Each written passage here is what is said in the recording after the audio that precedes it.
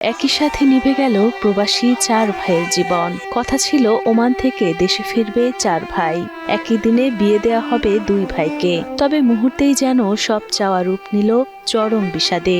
বুক ভরা আনন্দ নিয়ে বিয়ের কেনাকাটা করতে গিয়ে একই সাথে মৃত্যু হয় 4 ভাইয়ের। প্রবাস থেকে দেশে ফিরল তাদের নিথর দেহ। ওরা দেশে আসার কথা ছিল, ওদের বিয়ে করার কথা ছিল, সবাই মিলে আনন্দ করবে। আনন্দটা মুহূর্তের মধ্যে বেসে গেছে আর কি। বিয়ের আনন্দে যেখানে বাড়ির সবার মাতিয়ে থাকার কথা, সেখানে শুধুই শোকের ছায়া। ধুমধাম আয়োজনের বদলে অ্যাম্বুলেন্স আর খাটিয়া। পুরো আনন্দ উল্লাসে দেশে এসে বিবাহ করবে, কোরবানির ঈদ করবে, এরকম একটা আশা নিয়ে ওরা কেনাকাটা করছে। কিন্তু হঠাৎ করে ওরা আজ কফিন হয়ে দেশে এসেছে। সবাই কেউ আসলে এলাকাবাসী কেউ ভাবতে পারে নাই, ঠিক আছে, ওনারা যে এভাবে ডেড বডি হয়ে আসবে। ওনারা বিয়ের আমেজ নিয়ে আসছিল, একটা বিয়ের আমেজ নিয়ে আসবে, শপিং করা শেষ, মার্কেটিং সব শেষ, আসবে বিয়ে শাদী করবে, নতুন একটা জীবন শুরু করবে। ওনারা বিদেশ মানে তো, প্রবাস মানে তো যুদ্ধ করতে যায়, ওনারা এইভাবে অকাল একটা মৃত্যু ঘটে যাবে, এটা কল্পনার বাহিরে। 2 ভাই একটু কেনাকাটা করার জন্য গেছিল, 2 ভাই একসাথে শাদী করবে এরকম একটা এদের আশা ছিল। নিহত 4 ভাই রাশেদ, শাহেদ, সিরাজ ও শহীদ ছিলেন ওমান প্রবাসী।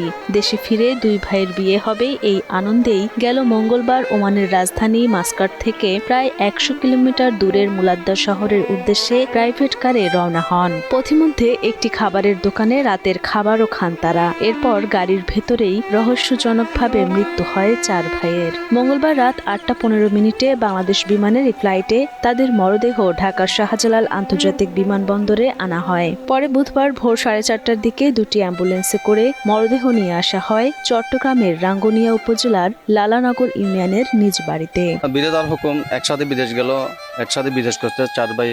1 ভাইয়ের বিয়ে ঠিক হয়েছে, ওরা বিভিন্ন বাজার 4 ভাই মিলে গাড়ি করে বিদেশে বাজার করতেছে দেশে আসার জন্য। আসলে এটা আল্লাহর হুকুম, আসলে নিতর দেহ 4 ভাই একসাথে মারা গেল। ঘটনা ঘটার পর থেকেই, তাদের ওফাতের পর থেকেই আমরা পুরো এলাকার রাঙ্গুনিয়ার শুধু এই অঞ্চল নয়, ফুরাঙ্গুনিয়াবাসী শোকাহত। লালানগর হোসনেবাদ উচ্চ বিদ্যালয় মাঠে 4 ভাইয়ের জানাজা সম্পন্ন হওয়ার পর গ্রামের পারিবারিক কবরস্থানে পাশাপাশি দাফন করা হয় তাদের। প্রাথমিকভাবে ধারণা করা হয় গাড়ির এসি থেকে নির্গত বিষাক্ত গ্যাসের কারণেই তাদের মৃত্যু হতে পারে। তবে খাবারের বিষক্রিয়ার গুঞ্জনও রয়েছে। মৃত্যুর প্রকৃত কারণ জানতে তদন্ত চালিয়ে যাচ্ছে ওমান পুলিশ।